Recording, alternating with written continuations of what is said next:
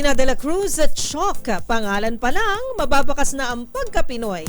Siya ang Filipino-British beauty queen na pambato ng Great Britain sa prestigyosong Miss Universe pageant na gaganapin sa Nobyembre. Ang iba pang detalye tutukan sa Showbiz Report na ito.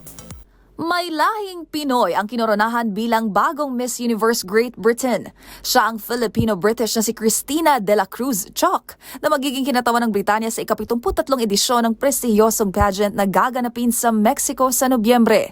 Dream come true nga kung ituring ng 30-year-old beauty queen ang nasungkit na titulo dahil makailang beses na raw itong sumabak sa naturang kompetisyon. Mabuti na nga lang daw ay sinunod nito ang kanyang puso na muling sumali ng tinanggalang age limit para sa mga contestant. Noong Mayo nga lang kabilang ito sa mga kandidatang nagpasiklaban sa Miss Universe Philippines stage kung saan nanalo ang pambato ng Bulacan na si Chelsea Manalo. Kaya naman special mention din sa mahabang post si Cristina ang kanyang MUPH family at excited na raw itong makita si Chelsea sa Mexico. Para sa MBC TV Network News, ito pa ang iyong showbiz angel, Angelica Cosme. Sama-sama tayo, Pilipino.